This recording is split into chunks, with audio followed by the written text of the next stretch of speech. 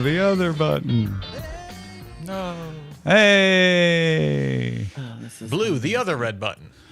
Blue, no red. Ah. Oh no. Wait, it's blue, no green. I think. How many toggle pulls are required? Oh my friends. God. There are so many options. I'm also paralyzed because I'm losing track of all these good things that I had up here, Yeah. but new good things just keep happening. I know. Tom and I we're stuck. We're frozen.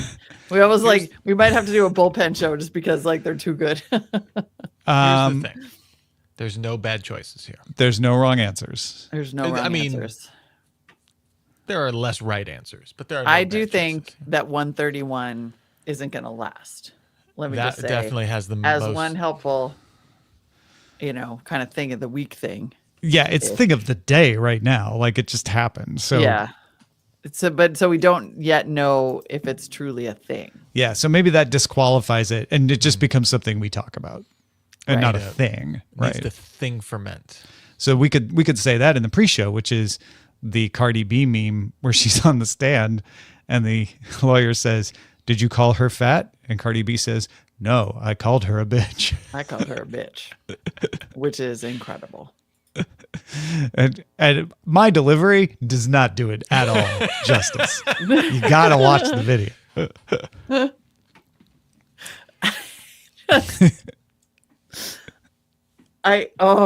There are so many. You know what? I'm just going to go with my two most recent things. I think it's okay. I really like 127. I'm looking at the other one. It's getting bigger, That's and weird. even though it's okay, I need you to hell, explain that, so that's good. yeah, and it is spicy as hell, and I heard about it from my son.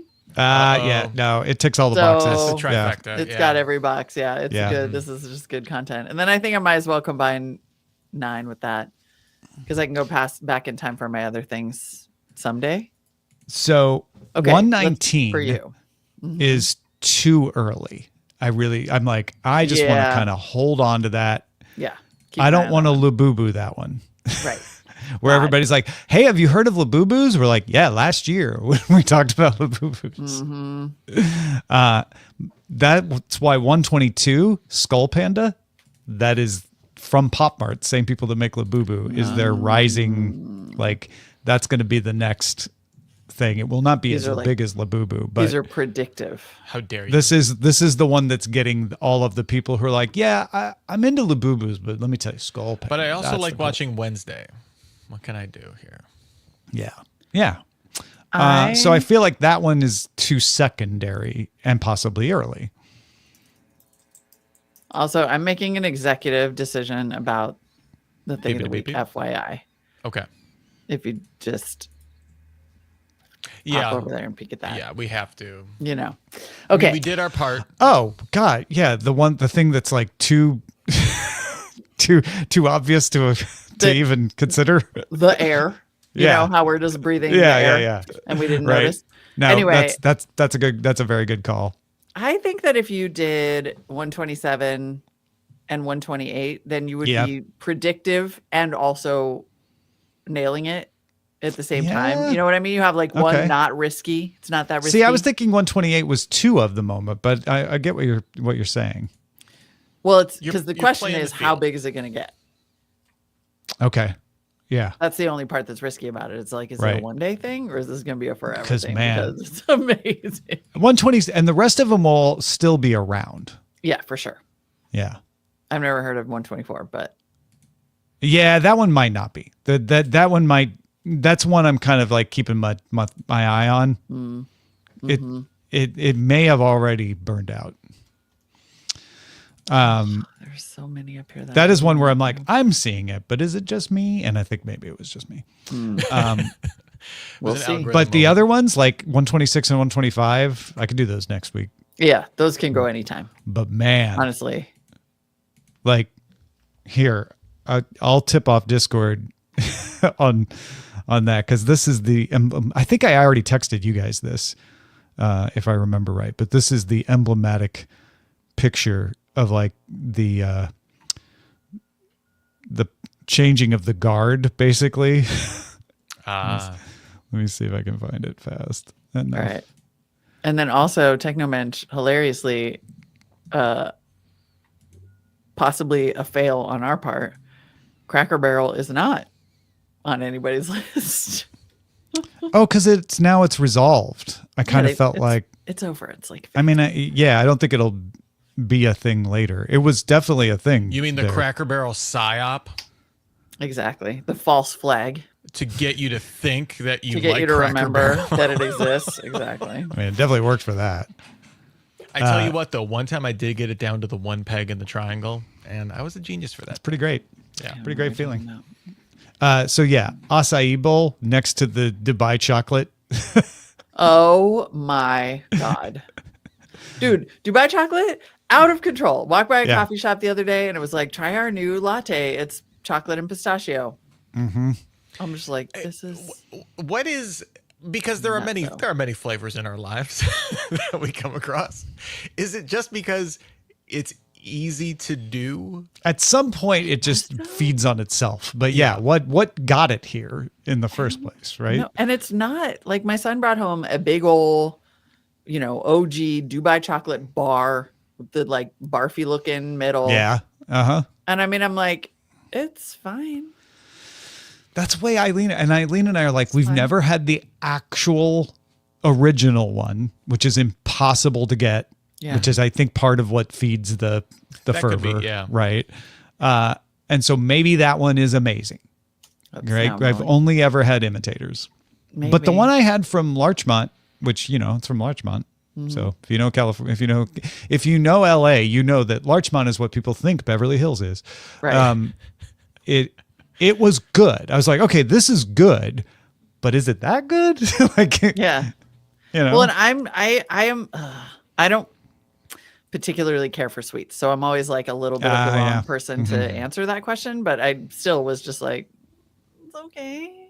But acai making a comeback. Interesting. Okay. Yeah. Angry. So it's not just that because I was like, hadn't that been a thing? Yeah. No, I kept seeing it. It was like, oh, honestly, how quaint, what a throwback. And then suddenly I'm like, no, it's everywhere. Like, and then when I saw it next to Dubai chocolate, I was like, okay. What's going on here? Dubai chocolate acai bowls. Yeah. Oh my God. So yeah, I don't know. Maybe I'll hold that for next week. Yeah, hold on to it because I'm curious. I'm curious about the comeback, but I like the other two that you've got you're working with right now. I like them. Some rock solid stuff in here. I am properly up in the studio like I should be all the time. Mm-hmm. Look at you. Thank you. Primarily because my son is at home. We're in our last few weeks where he doesn't have a job and all of his other friends have left for college. Whoa. Yeah, it's distracting. I miss those days. Yeah, I mean. Or I should say, I miss those day. Those day, right? Just like one day of not having a job. Yeah, exactly. No, it's very interesting because it kind of reminds me, it's like a weird throwback to COVID times where all of his friendships right now are virtual. Like he's on FaceTime all the time, or he's like, I heard him last night, like playing video games with his friends on FaceTime remotely because there's like nobody here to hang out with. It's kind of like, quarter system, you monster. All right. Oh, I'm ready when y'all are. I can rock. All right. I can rock. Let's clap it up then. Rock star. 3. Wait, okay. I thought you were getting a drink, Mark. Nope. I'm just getting ready to clap. I'm just giving you some space. In 3, 2, 1. Nailed it. And music in 3, 2. Give it to me. Hey everyone, I'm Molly Wood. And I'm Tom Merritt. Welcome to It's a Thing, the weekly podcast supported by you, dear listeners, which is all about things that are things. Keeping you up to date. Look, if you've ever wondered, if you've ever once wondered, I think that's a thing. This is the place. This is the place to find out. Yep. We will confirm it. There will be new things that you didn't know were things. Like, we are here for you. And I'm not saying you have to listen to all the episodes we've ever done, but you might just want to do a quick search because I think not always, but sometimes we've done too good of a job where, we call something early and then we have people going like, hey, have you heard about this? And we're like, yes, that was an episode in 2023. But, it's our curse. It's our curse. We've been on weighted vests for so long now. So long. Dubai chocolate, Labubus. Labubus. Yeah. I mean, literally, Tom brought Labubus, and I was just like, "What are you? Why are you keep saying that word?" And then we said that word a bunch. So I was just like, right, "I'm embarrassed for you. Stop saying that." I still barely know what that is. Yeah, that's our show. That's our show. That's our show. And then sometimes things come and go before we can even, staple them down, like the whole Cracker Barrel logo controversy, which, Yeah. Wowzer. I mean, we just have to acknowledge that, like, look, we're a weekly show. So sometimes we missed it. We missed it. That happened. It's over now.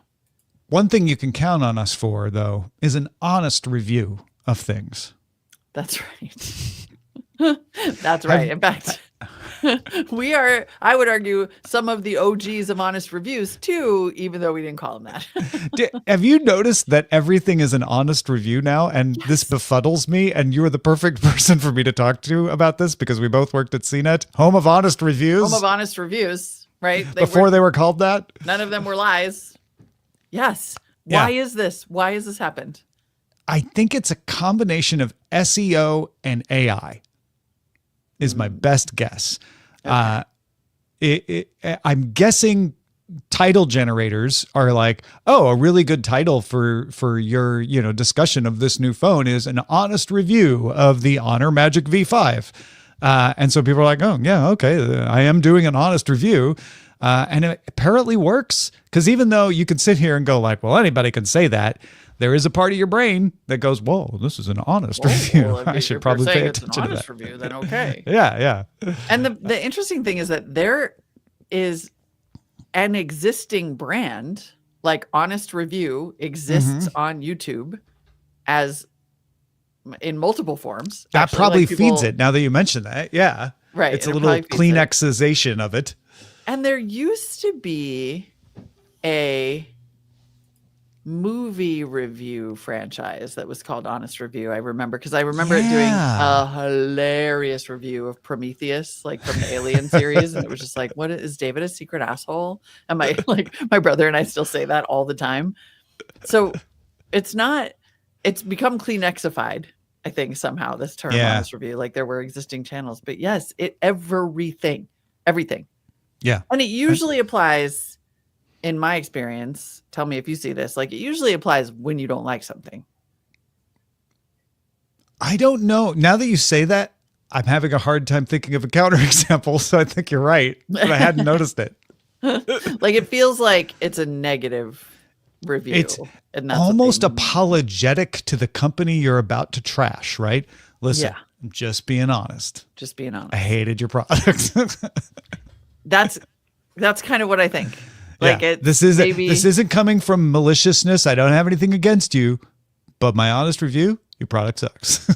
I mean, honestly, that makes a lot of sense though, because the most recent one I saw that I sent to you guys, because last week we talked about button animals, and then Elsie the cat did an honest review of this like collar, like a tracking collar, right? And basically like went over to the button and was like, "Ouch." Hurts. Like, get this thing off of me. And she was like, and she, the cat's parent, I never know what to call that. Anyway, narrated over it and was like, I'm really sorry, but this is just an honest review. Yeah. And I don't think that was in that case, because I actually, I've interacted with Mary Robinette Cole a few times. I don't think she would be doing that because she thought it was going to get it pickup. She's like, no, that's just what you call this. Right. Exactly. But it's true. If you click it, if you just like put in honest review and click news, you will just see women's health. Lululemon changed its most popular leggings. Here's my honest review. Taylor Swift gives honest review of new album. And every time you say that, I assume like, oh, they're going to trash it. Tesla owner shares honest review after a year of electric driving. Like it's just what you say. That's wild. Huh. Yeah. Honest review. It's a thing. It's a thing. In fact, you just no longer say review. Yeah, it is replaced. Like, you're just doing a review. How could I trust you? I don't know if you're being honest or not. Right. Okay, this is actually weird now. It is the modifier for the word review. Yeah. That's Somebody wild. in the comments pointed out, like, maybe it's the difference of, I definitely agree that I think it means it contains negative. Icor says maybe honest review as opposed to paid promotion. So maybe honest has become the descriptor that immediately differentiates it from, because there's all those sites where it's like affiliate reviews. Yeah, and they disclose because, most of them do because they're legally required to. But yeah, so the honest review is like kind of casting shade on the the people get paid to say this is going to tell you one thing, but let me give you an honest review. Right, totally. Oh, fascinating. Anyway, definitely a thing. My first thing today, I believe I actually did encounter a link that was like, I tried this and here's my honest review. It's a little spicy. I want to acknowledge upfront, but it's becoming big enough that my son, again, is the one who asked me, had I heard of this? And this thing is Pay Pigs. Pay Pigs. Yep. Like P-A-Y. P-A-Y. And the animal. And then the animal pig. Yep. It turns out that Pay Pig is one, real and becoming bigger, and it's basically a kink. So the pig, in this case, the Pay Pig, is a person who gets gratification from sending money to someone else as part of what is called a FinDom, financial domination arrangement. What? Okay. I'm getting the barest outlines of it, but I'm going to need some coloring inside the lines here. So literally, it's, I send money to you because I enjoy being financially dominated by you. Exactly. Okay. And then I might yell at you, or like there might be humiliation. I mean, it really is like it's a dom sub type relationship. It does not appear though to be a sexual relationship. Right. It's not in person or physical. Right. Although it might be with someone you know in person, but it's this aspect of it is not. Exactly. Like it could be. Yeah. But the primary point of the kink is financial domination. And so you might get, like it's the Pay Pig themselves craves the dominance. They might be asked to buy specific items or fulfill specific types of requests. Right. They might be humiliated because they like that also. Like, you're so broke. This is an embarrassing amount of money to have sent me. Yeah. And then or they might get a lot of praise. Like, oh, look, they might have a praise kink that is attached to this and then get praised for it. But apparently, according to my son, there are just like all these TikToks now of mostly women, but not exclusively, basically just advertising like, I would like a Pay Pig. Which is just like, I would like someone to come along and give me money. I mean, I would like that too. I would also like a Pay Pig, come to think of it. Like, is there a term for the pig farmer? Like, what are they called when you're on the receiving end from the Pay Pig? They're called the FinDom or the sugar baby. FinDom because it's an offshoot of the sugar daddy, the sugar baby kink. So the sugar baby is the one who receives it, but I think the sugar daddy is often seen in the dominant position. The Pay Pig is not. Yeah. Okay. And so that's why I think FinDom is the more accurate term. Now, I actually think that one of the larger trend that this sits under is the kind of like mainstreaming of kink in general, like sort of like starting with 50 Shades of Grey, of course, right? Like but I think there is I just feel like I encounter a lot more language of kink in the world. Like, there's just a lot more kind of straightforward dom sub stuff. And like, of course, there's like tons of BDSM visual language in like music and things like that. But I think it's, as my son put it, he's like, yeah, I basically saw a TikTok where somebody was just like, we all know too much about each other right now. Nothing that used to just be behind the door is behind the door anymore. Well, I always go back to this for a lot of internet phenomena, but in a world where you were the one person who liked it in your town of 1,000. You are now one of 1,000 people who likes it, who all know each other on the internet, right? Like, and so it feels like you're in the majority all the time. And that's a good feeling if you're a pay pig who would have been shamed. Like, I like this thing, but I think there's something wrong with me because no one else seems to understand. Now you're like, oh, I have lots of people who understand. And actually findoms that'll be like, I'm here to help. I'm here to help. Please send me the money. Totally. Well, and then everything that you said and the network effect of the 1,000 to 100,000 people who were like, whoa, that exists. I want to do that. Yeah, I had never thought about, but you know what? That works for me. Yeah, for sure. But it's enough. This one's just so interesting that it's enough of a thing that if you do like a news search for it, you actually come up with a lot of like relatively recent articles. I found an article on sugardaddyservices.com that basically is like pay pigs and findom, what it is and where to start. But a lot of recent write-ups, like where to start. My experience, my honest review. My experience with a pay pig, and what exactly is that? It's apparently according to this an older article, the pay pig community is way bigger than you would imagine, but it is now just starting to be mainstream. Yes, that is a very really good one. Conversation with my son, as you might imagine, he was like, I was going to say, so mom. So he's like, I hesitate. He's like, I don't know if you're going to be able to talk about this on It's a Thing, but like, have you heard about? But if it's that big that he's just like, I got to overcome my awkwardness and tell you about it. Like, it's a testament to the strength of your relationship with your son that he could even overcome that, and have that conversation at all. He's so that's so good. Great. Don't leave me. It's going to be great. College is more important. Anyway, yes, pay pigs. Yes, yeah, no, that's good. I'm sorry you've had to go through so many pieces of paperwork in the preparation for all of that. You know what would help with college actually probably is a pay pig. A couple pay pigs. So maybe it's time. There's a guide you can get. I'll give you my honest review of how that turns out. Please do. My other thing for today involves Cardi B, who has been testifying in court as a defendant in a civil suit involving a security guard who claims Cardi struck her outside of a doctor's office in 2018. And you can read up on all the rest of the details if you want. The only reason that I need to give you that context is so that you understand the context behind this that I am going to attempt to play that has taken the internet by storm today. Here we go. Did you call her fat? No, I was calling her a bitch. If you didn't catch it, it's Cardi B being asked by the lawyer, did you call her fat? And Cardi B responding, no, I called her a bitch. I was calling her a bitch. Yeah.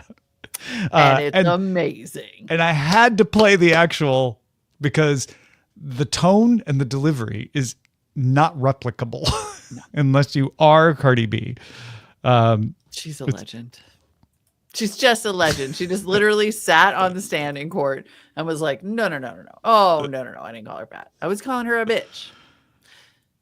And this feels to me like an early call. Like you're calling that this is going to I feel like this it's is too early. Going to be a TikTok sound.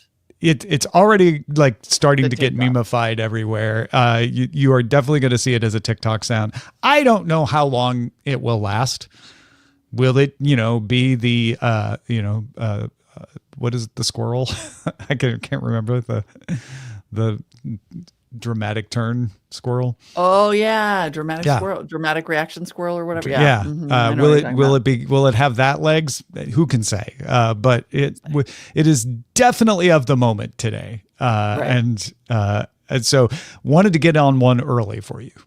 Yes, it may not displace I have one daughter, but I have a feeling it could be. Yeah. Although there's a lot of uses. There's a lot of uses for this. I can't wait to see where it goes.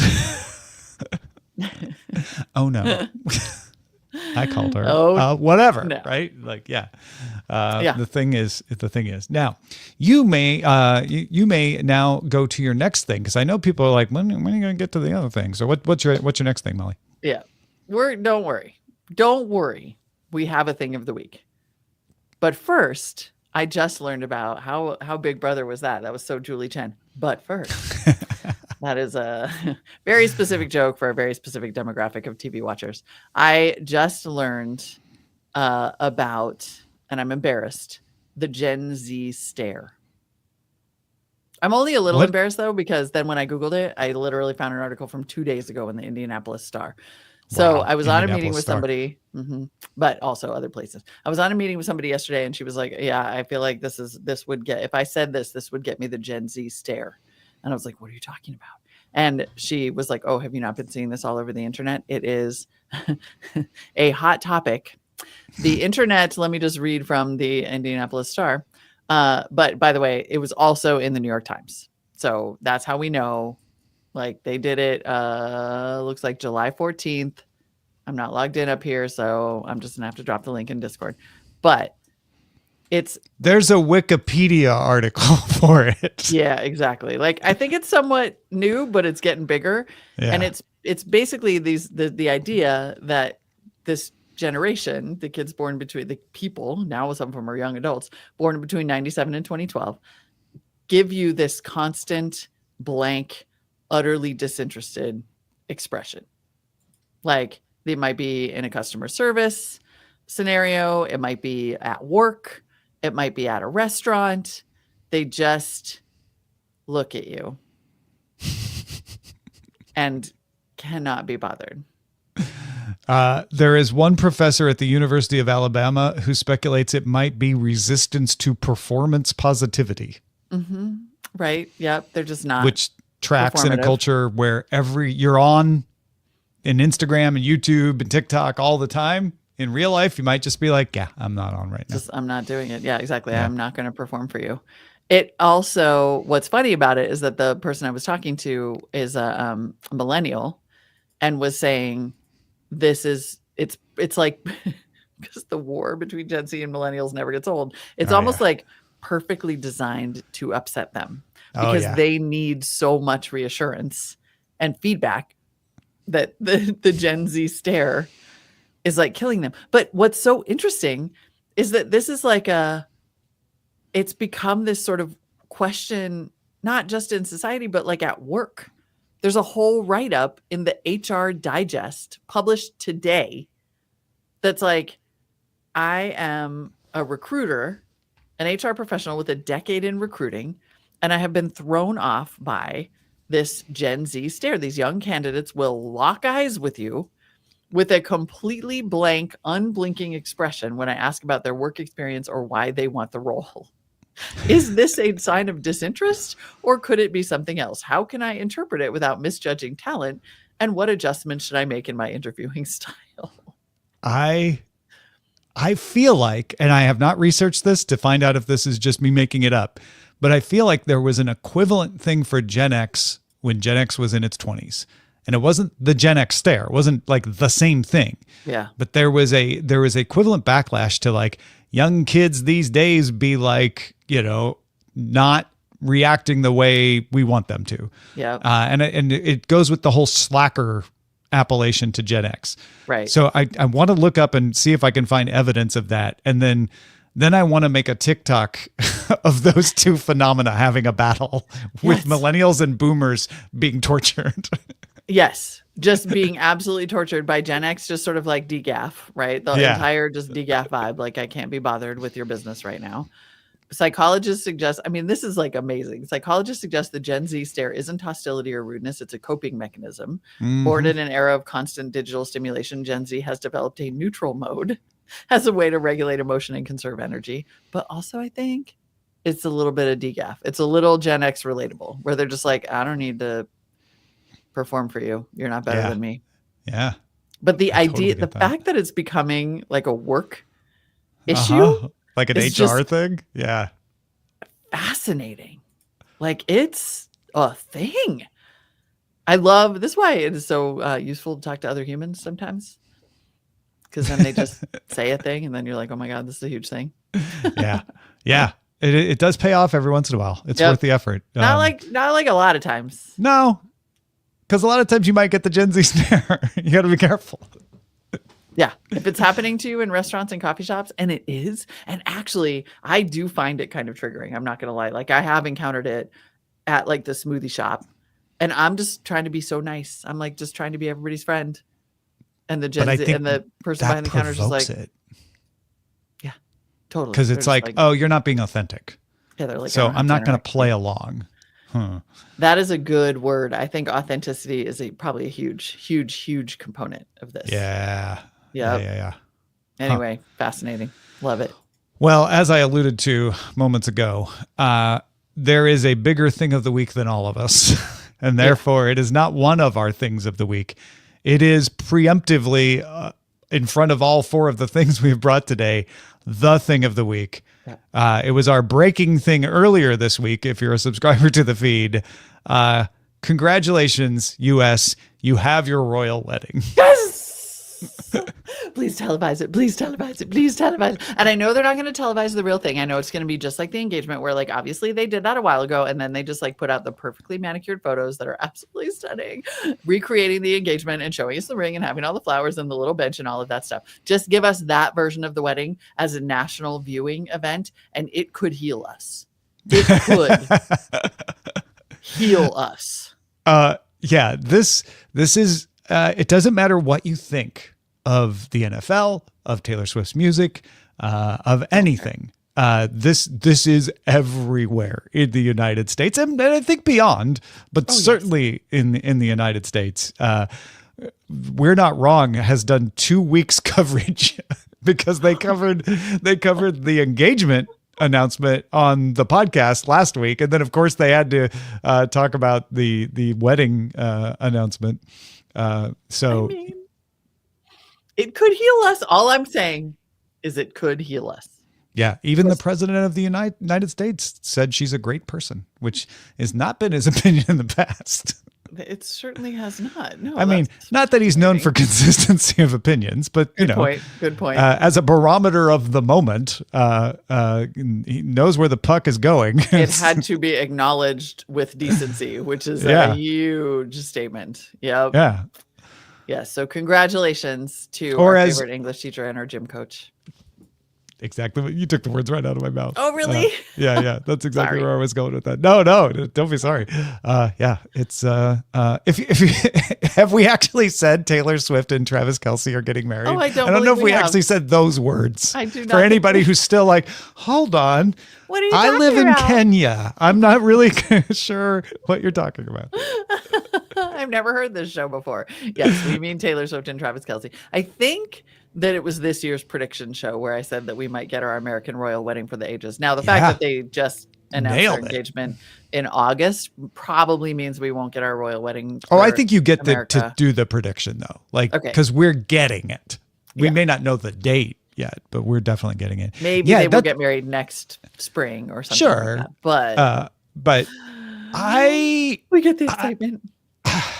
I wonder how this will be promoted, because it will be, like you said, like there will definitely be a private ceremony that we will never know. I'm sure. Maybe already happened. Honestly. What will the public? Yeah, no doubt. What will the public face of this be? Because she is a master at that. Mm-hmm. So, in the podcast where she announced it, you know that she kept talking about making sourdough bread. Do you remember that?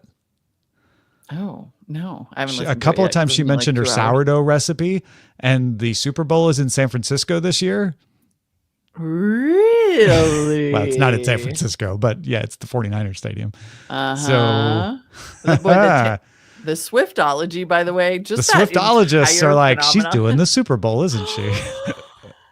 And then what if that is somehow tied into the wedding? Oh my God. Heal us. Like that's the reception, basically. Like that's right. Exactly. Yeah. Oh, this is so exciting. This is so exciting. Yeah. The Swiftology, by the way, is just at 1 million, and it is all by itself absolutely fascinating. Yeah.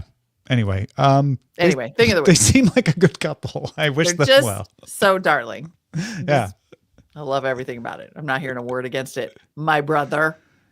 We didn't we do Travis Kelce as a thing before he and Taylor got together. We did. We totally did. Yep. I totally was like, this guy Travis Kelce, he's like a thing. Yeah, because he was like hosting SNL and blah blah blah blah blah. Yeah. Yep. Yep. Look at that. There you go. Cuties, you cuties. Don't ever miss a show. That's right. Let's get to your things. Feedback at it'sathing.me. Ben from Manchester on Jet2 holidays. By the way, I think I told you guys on text, when we were on our plane ride to Hawaii, there was this guy sitting in front of me who was doing the thing where he's like had not one too many, but a half too many. So he's like all jovial, and he's not being annoying, but he has like, come on, everybody, we're going to Hawaii. This is supposed to be fun. Blah, blah, blah, blah, blah.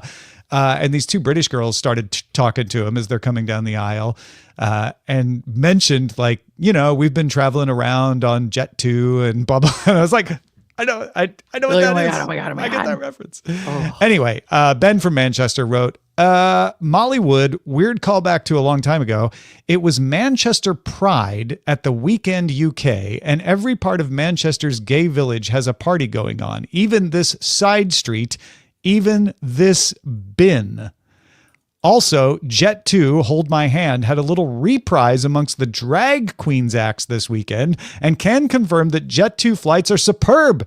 Many, many times for sun breaks to Venice. Anyway, not really telling you a thing, but I thought it might make you chuckle, although I'd be shocked if you remember what I'm referencing right at the top. I know. I'm sorry. I know.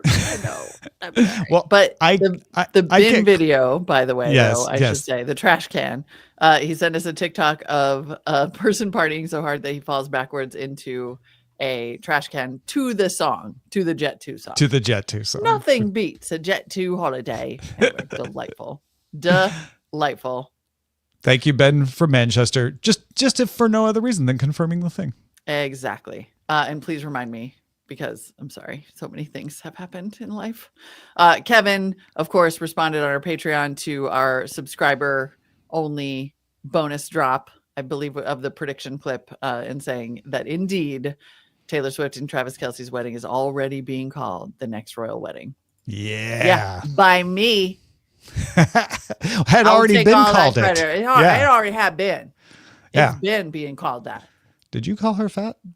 No, I called it a royal wedding. No, I called it a royal wedding. Yes. Oh, it's going to be everywhere. Shalene, good to hear from Shalene, responded to a thing. As an American of Indian descent, I'm double against monarchy references or behavior of any kind. Humph! That said, good for those kids. Also fair.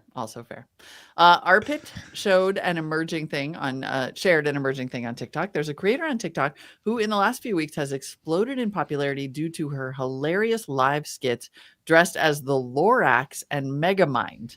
Within weeks, she has gone from something like 30,000 followers to now over 1 million. Check out Ashby, and if you come across one of her live videos, just jump in for a bit. Oh, nice. It's worth it. Good tip. Scott on a liquid IV alternative. I walk 18 holes of golf 3 or 4 times per week, and I actually got myself a trip to the ER because I was only drinking water. After searching high and low for a cheaper option, I came across the Aldi version called Pure Aqua, Puraqua, that is only $3 for 6 packets. It's essentially 1-to-1 with liquid IV nutrient values and 5 less calories per pack.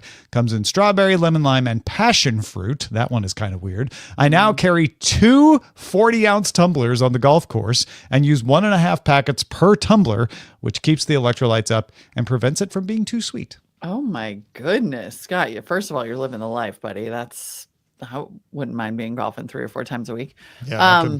And good. And yes, by the way, the key to most of those packets is like, you got to dilute them. You can't. Yeah. You the can't just go with LMNT the one that my recommended. doctor recommended has so much sodium in it. I know. I have had to walk away from them for the sodium purposes. Although there's the one you recommended that supposedly is less. Scratch. I think. Yeah. Ian wrote in on word art. Tomori with dashes in between looks like it wants to be word art, which could be a great new merch idea. Is there a word art version of Tomori that we will be create? shortly. Yep. Yeah. Rich, by the way, that furious typing sound that you hear in the background is Rich creating this merch. I enjoyed your discussion of word art on the last show, writes Ian, but am a fan of a different type of word art. There is an art form called micrography.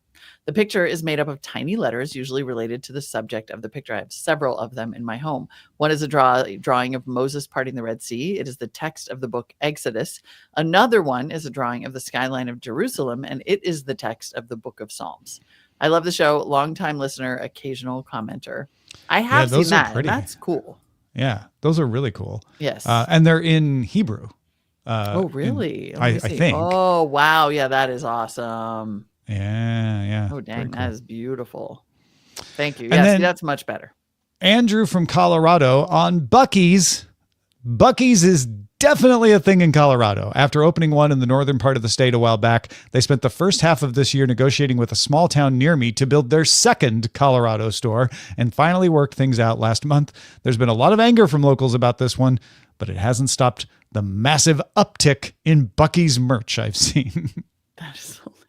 Dang. I kind of feel like I want a Buc-ee's hat, especially because like we don't have that here. And so it would just be kind of, I don't know. Yeah. Kind of its own sort of cool. We keep, Eileen and I keep noticing people using Trader Joe's bags as fashion accessories and everywhere we go. Oh my goodness. In the world. Yeah. Yeah. No, it's huge. Yeah. Absolutely All right. huge. Now, last week y'all freestyled the shout outs. Fun. And I don't know if I'm up for that. That was impressive.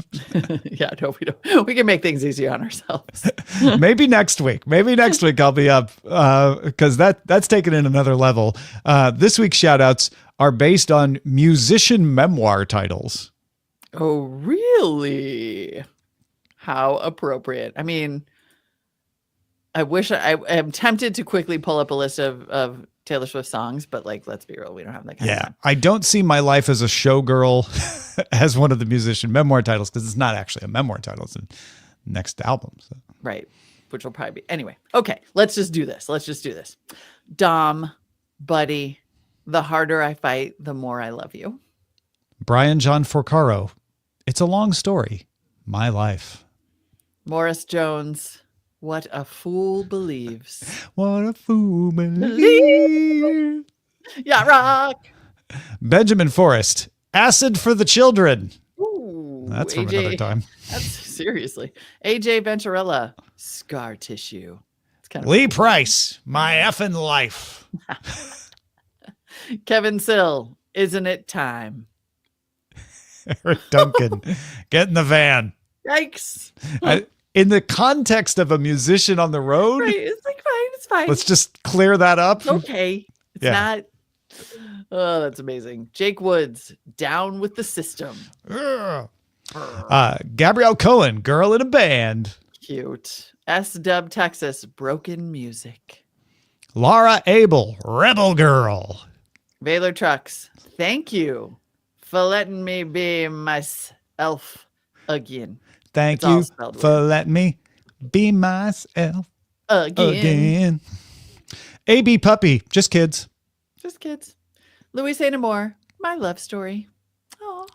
Mike Akins, White Line Fever. Oh dear. Oh, dear. My goodness. That is not an implication We've of done Mike him or dirty. anyone else. We did Mike dirty yet again. Oh, I'm sorry, Mike. Mike, you're the best. All of you who continue to support us at the shout out level, we are so grateful. Thanks for supporting us at any level at patreon.com/itsatthing. It is why we do the show week after week. And it gets you access to our Discord and an ad-free RSS feed. And to keep an eye on when that word art merch shows up, check out our shopping page. It's itsathing.me/shop. See you next week. Bye, everybody. Bye.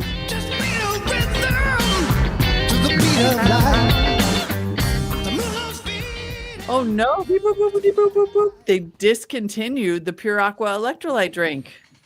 Now that is in the UK. The UK Aldi is different than the US Aldi. So I don't know what the relationship is, but drama in Aldi land always knows. I'm worried about Feedback at itsathing.me. Send us the latest from your local Aldi.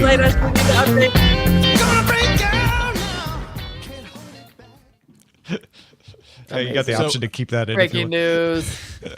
Technoman says my girlfriend has replaced her purse with the Trader Joe's mini tote. Yeah. It's not maybe that's the move. Could be the move.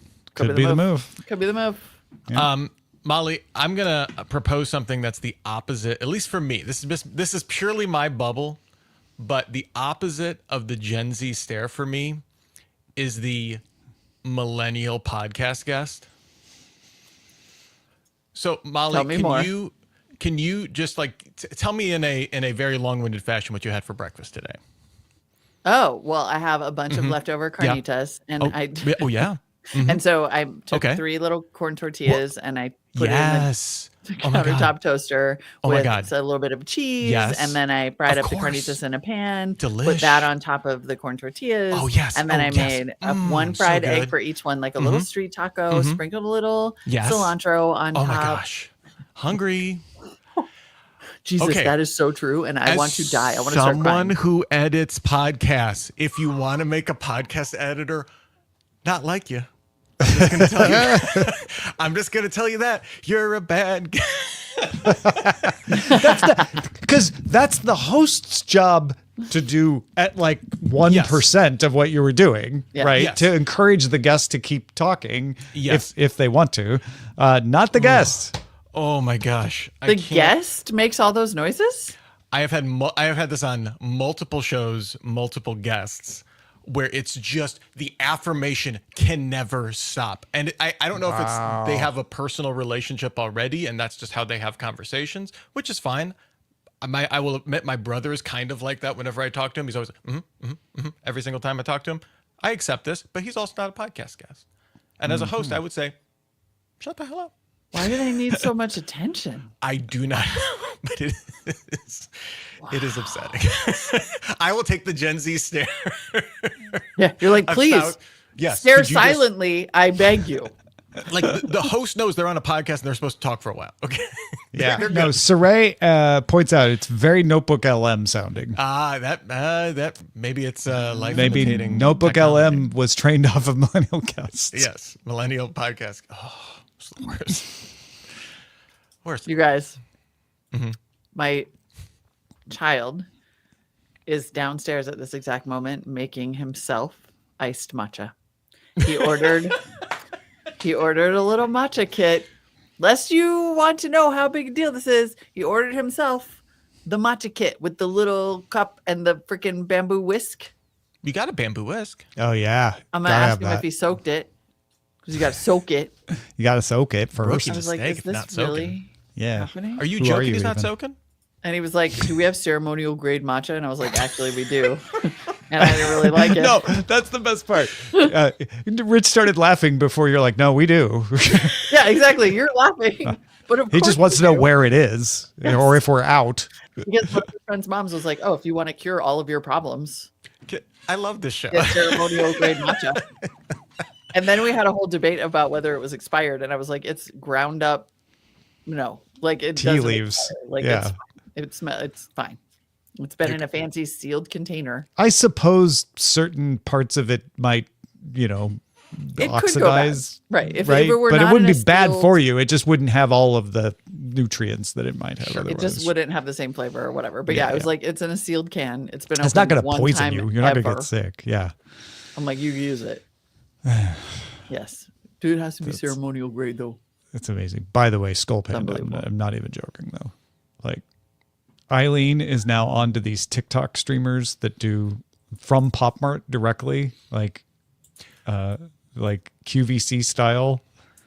Those, just looking at those just during the pre-show, those have so much more of a Funko Pop to me vibe to them that I mean, obviously like Labubu, is its own freaking universe. Pop Mart is basically just trying to take down Funko Pop. Yeah, but like I don't know, something about those Skull Panda things. It had that same vibe where you could turn that into almost anything, but this very specific aesthetic that you could just kind of put on. China will not have to fire a shot soon. All they'll need to do is show up with discounted Pop Mart items. Countries will just open their ports. Like totally true. We have your la blah blahs. Knock off Labubu. Saray has replaced her purse with the Privacy is Dead. It's a thing tote. Yes. Oh my goodness. I see a moleskin in there too. I gotta buy now this thing. I don't understand why it's still in my cart. That is so cool.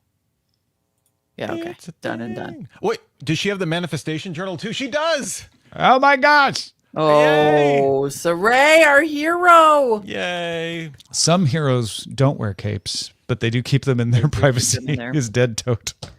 We're getting some good merch. Yeah. Good good merch. All right, I got to make some. There. Figure out I gotta go get stared at by my Gen Okay. Z. Word out. Bye, We're having- stream. We'll see you later.